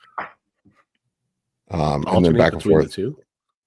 Yes, because they're, one is androgenic, one is not, in an off-season setting. Yeah, I got you. Anyway, what do we got next? Apparently, Dr. Dean has a mitochondrial stack that maybe you could look into. Oh, that's for fat loss. Yeah, that's the SLU, PP332, retatrutide, MOTC, methylene blue. Yeah. All right. So this one, this is a little bit of a translation, but basically, is running retatrutide doesn't feel good. How can they continue? What would you guys say to someone who is wanting to continue using it but having side effects? Don't use it. Yeah. Or titrate back and then try to ramp up again. Yeah, or try another GLP. Yeah. I mean, I think every medication is not for everybody, and just because one is really popular right now doesn't mean it's the one for you. You also don't know the dose that she's using. Yeah, some people don't do well with the glucagon agonist. I've seen that. They have rapid heart rate. They have blood sugar crashes because you don't basically you have no liver glycogen. I have heard that some people do just feel better on tirzepatide than they do on Reta. I had the opposite effect. Tirzepatide made me feel like, well, it just smashed my appetite. I couldn't eat. Yeah. I also think too, like, for just my opinion is the dosage schedule as well. It's different from person to person. I do better on microdosing than bolus dose. So maybe just dial the dosage back, try to spread it across the week, maybe Monday, Wednesday, Friday, see how you feel. If you're doing 2 milligrams as your so-called starting dose, try 1, do 300 micrograms. How often do you dose it a day, Dave? Or I'll do per week? Monday, Wednesday, Friday, and I'm doing 1 milligram each day. So I'm at 3 milligrams total. And 3.5 or no, because you don't do it every other day. You do it Monday, Wednesday. Yeah, I'm Friday. Just nothing Saturday, Sunday. So just Monday, Wednesday, Friday. That's it. Works like a charm for me. We'll do 1 milligram. And that works pretty good. I'm still getting some hunger because I'm getting deep into prep, but it's just enough to knock the edge off. And you got to feel a little bit of the pain as it comes along. For sure. Yeah. Are you using Reta or anything like that, Amy? Are you going to? No. I don't know. My coach has talked about it, but for now, no. You seem to be pretty disciplined and have good appetite control, so it's probably unnecessary for you. Yeah. Yeah. I mean, I guess. Yeah. I always have wasn't with my previous coach. My hunger scale was. He said one time, he's like, "Well, you're not really hungry until like you'd eat it. Like, how hungry are you? Would you eat a shoe?" And I remember checking in one time and be like, "Yeah, today, Joe, I would have eaten the shoe." But life goes on. That's when you just go to sleep. For me, at least, I'm like, just go to bed. You eat tomorrow. I've I don't know. Like I go back and forth on the GLP ones. I know in theory it shouldn't, but I've seen some guys that just get really flat on the GLP ones, like super flattened out. Although Nick Walker's running Reta, and he is the furthest thing from flat. True. Yeah. Do you know how much he's using by any chance? No, I have no idea. Yeah, man, I'd like to know. No idea. I know he's talked pretty openly about it, but yeah, I think he talked about like 2.5 milligrams was his weekly. That's fine. Wow. That's a good thing. Yeah, and I think that's I think those two things that I mentioned, though, is like dosage schedule and your starting dose. Your first introduction to this is going to be important. Start slow. Like, Chase preaches it all the time. What your dose is your dose. Like, it's kind of irrelevant what I take, what Nick takes. Some people are going to have to start at 0.5 milligram, 1 milligram, see how they feel. Might not get anything out of it, or it might be perfect. I talked to one guy recently who was running 12 milligrams and 12 milligrams. Jesus. 12 milligrams. Well, I think it was Scott Miz that was talking about it. Yeah, it was. He was running 12 milligrams. I'm like, bro, if I ran 12 milligrams, I would never eat. I'd literally just not eat. And I think he was running like a couple milligrams of CAG as well. What? On top of it? Is really game changing for him. Oh my God. Yeah, adding in the CAG. Because the CAG is really just an appetite suppressor, right? Like a furnace. Yeah. Oh, Scott can eat a lot of food. Yeah, and that's an what is it called? Amylin receptor. Amylin. Yep. Yeah, so it acts a little bit differently. So actually, it's not like compounding the milligram dosage, I believe. So it's not like another GLP-1 on top of a GLP-1, I believe. Like Sema and Reta would be doubling down on the same pathway. Yeah, 12. Gunnar was asking 12 of the max clinical. Yeah, that's what they ran up to 12 on the clinical trials. But the people in the 12 milligram group, like almost all of them dropped out of the dosing. Yeah. I've been amazed at how these 1 milligram dosages for some of my people, just for health and checking in between. Oh, yeah, it's crazy, man. Phenomenal on A1C, lipid panels. Yeah. Just kind of digestion slowly. It's not immediately, but down the road when they start to get better digestion, they feel like that's noticeable to them. Have you seen your blood work, Dave? Like since running Reta? Seen like any like improvements? Yeah, I mean, Yeah. so a lot of my metrics are pretty good to start, but I did see, improvement on my lipids, and then my A1C always floated around like 5.3, and I was just at 4.9. Wow. Like, Holy shit. That's crazy. My That's endocrinologist told ago. me an A1C below 5 is too low. It's too low. That's what she told me. She said that means you're going hypo all the time. Man. That's what she told me. I don't know if that's I true or notice not. I've been going a little hypo at night. Like I've been waking up, and it's not I'm only using like 140 milligrams of Tren. So like I'm not, that's and that dosage has been perfect for me for like the side effects of like sleep quality, but also Tren will improve insulin sensitivity too. Yeah, that too on top of that. So, but I'm feeling that the little bit of hypo I'm going in the middle of the night's probably the Reta, and then some of these mitochondrial aids as well as dragging that down. So I don't have a CGM, so I wouldn't. Yeah, that's what I was gonna say. CGM would be helpful. Yeah, she told me when you like the dawn effect, because I'll wake up and I'll test my blood sugar and it's in a decent range. It's a little elevated, so I'd imagine I'm going a little hypo middle of the night, then dumping some glucose out of the liver. Yeah, here I just looked it up on Chat GPT just to be sure, but it says an A1C consistently below 5% while on glucose lowering treatment is a raise of concern. It means that you're likely hypoglycemic on a regular basis. Damn. So what was it? 4.8? 4.9. 4.9. Damn. Which is the lowest I've ever seen for sure. Like I'm almost always 5.2, 5.3 in a pretty good spot. Wow. But I had one guy in 45 days go from like a 6.9 to like a 5.5 on his A1C. And that was day one we started the diet. He had already purchased some Reta. I said, why don't we just do like a 1 milligram dose, because we checked his blood work and I wanted to improve lipids in his A1C and get his diet in line and see how that worked in between blood work. And we actually tested it, did 45 days and then tested his blood work again, because I wanted to check his estrogen as well a little sooner. And it was it was insane how good it worked. I didn't do anything special to the diet. We still dropped 1.5 pounds kind of scenario a week, but the blood work was just phenomenal, and it just made everything easy on him. That's awesome. Huge fan of it. Yeah, a lot of people are. Yeah, my A1C. The main thing, well, I was, I'm diabetic, but the people love it when I work that into the show. So there's your plug for me being diabetic in the show. But mine went from 10.6 down to 5.6. 10.6 to 5.6. Yeah, I was really bad. I wasn't paying attention to shit. What the hell? Over what span of time? About 4 months. That's insane, man. That's 5 crazy. months. Yeah, I was like 10.6. Oh, I'm gonna have my foot amputated. I need to fix this. Holy crap! Or your finger. Or my finger.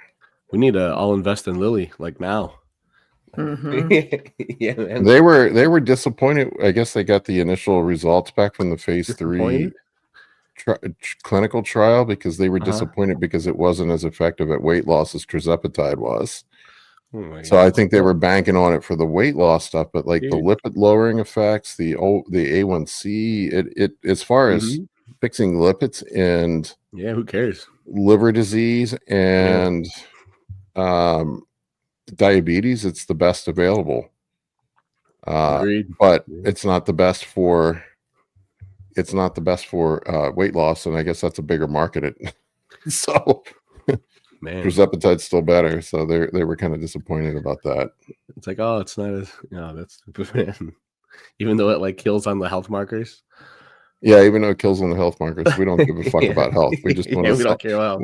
We just want to sell a lot of this shit to fat people. Yeah, their stock was down. I like to invest because their stock was down from some of the initial reports. Oh man, that's when we gotta buy it. Yeah, that's when you gotta buy it. All right, let's squeeze in one more and then we'll go. One more. We answered this one a few weeks ago, I feel like, but this is from Gambodilon. Since he's a friend of the podcast, I'll always ask his questions. What do you think of Desmond Watson? Tampa cut him. How much do you think he needs to get down to have a shot? He's 6'7", 450. How fast could you get him down, and what would you do? This to me is not a There's no specific diet that would get him down. It's called a calorie deficit. I mean, I work with some keto. I work with some NFL guys. I would say like he's got to get down to at least 350. Dude, 450. That's insane. Yeah, I mean, he looked horrible. He couldn't even walk around the field, man. It was like, he was a great player in college, but he just blew up. Clearly, the guy's got some sort of eating disorder or metabolic disorder, or all the above. Both. I mean, he gained like 100 pounds since the end of last year. That's 80 crazy, pounds, man. something like that. I mean, what was his name? God, the big dude for the Patriots, the tackle. Vince Vince Wilfork. Big Vince was around 350, I think, when he played. I would say like that's probably about the upper end of what you could do, and probably you got to be able to move in the NFL. Of course, yeah. Even on the defensive line, but I would say, he's got to lose 100 pounds. A guy like that, I might even do a protein sparing modified fast for a period of time just to get the fucking weight off of him. Yeah, PSMF would be a good way to go, to have him drop some weight really quickly. Yeah, just if I were to, but the only thing I hate about the PSMF diet is there's usually a huge hunger rebound with it. Oh, for sure. Started eating. He's a candidate for a GLP-1. Yeah. Probably a GLP-1 would be very helpful for him. Yeah. I probably would do protein and vegetables and some EFAs only throughout the week, and then have one like high carb day just to keep him fucking sane. And get him training really hard. And probably I would suggest him speaking to his medical professional and get on a GLP-1. Yeah, it sounds like whatever he'll adhere to will be key. Yeah, for sure. Well, I mean, you can do the math. 100 pounds. 100 pounds. I mean, that is 350,000 calories you got to burn. Man, 350,000 calories. Well, it's a year at 2 pounds a week right there. Yep. Yeah, and expecting that there'd be some like whoosh weight, especially because I mean he's got to be having rampant inflation at that size. Yeah. Just a ton of weight in the first 2 weeks. Yeah, 70 pounds of fat, probably 30 pounds of water, something like that. Yeah, just oh gosh, the toll on the heart. I mean, it's just so great at that weight too. I mean, even at 6'7", like that's just a lot of weight. But I think if he really worked with somebody really good, probably got on a GLP-1, dealt with his eating disorder or his disordered eating. Let's say that his disordered eating.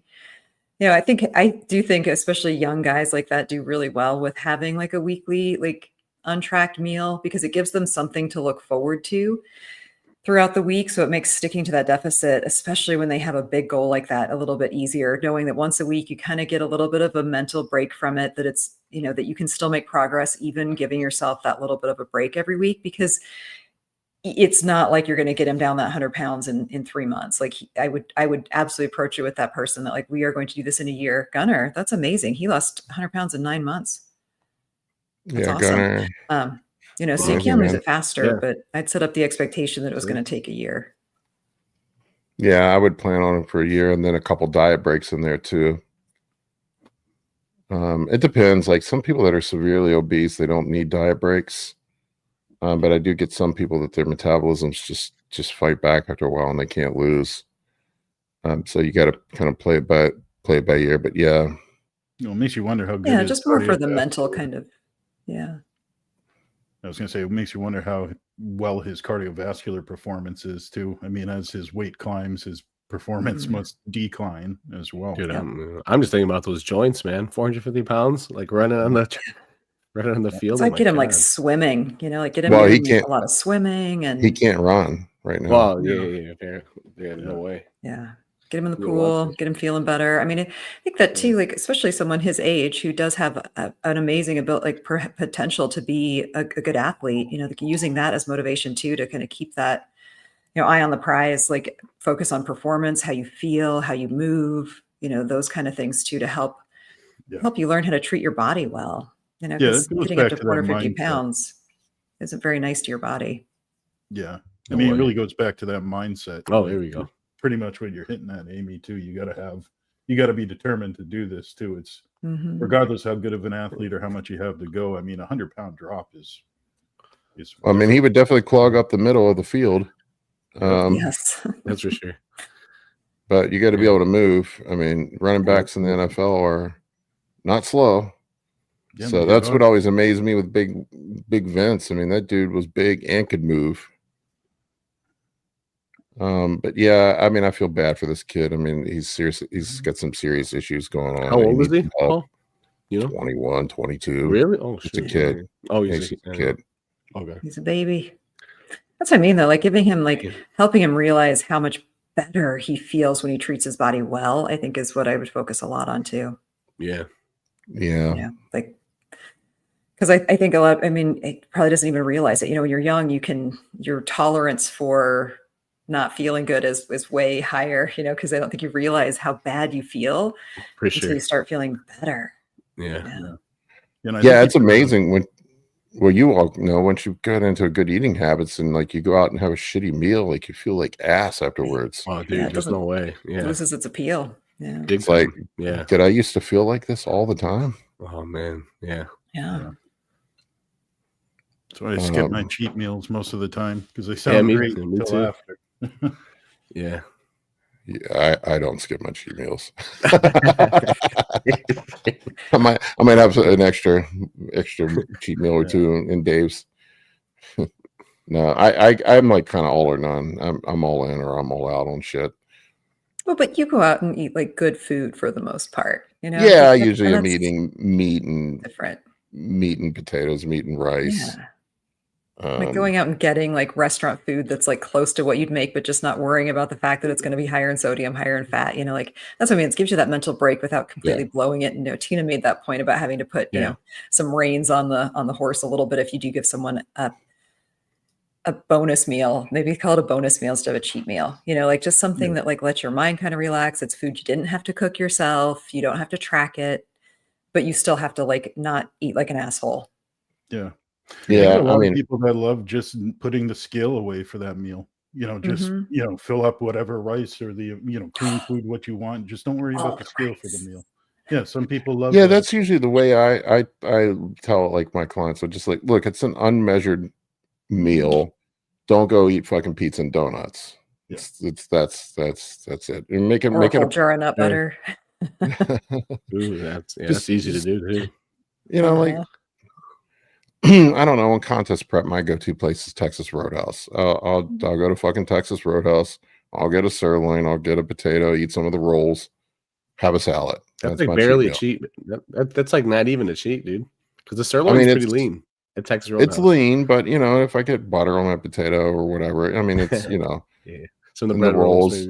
Yeah, I mean, it's just a higher fat meal version of what I would normally eat. Essentially.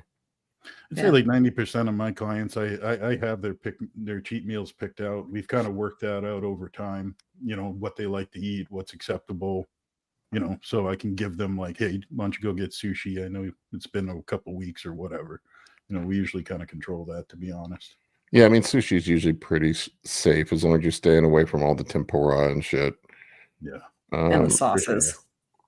Yeah, all the spicy. Those are the best part. I know.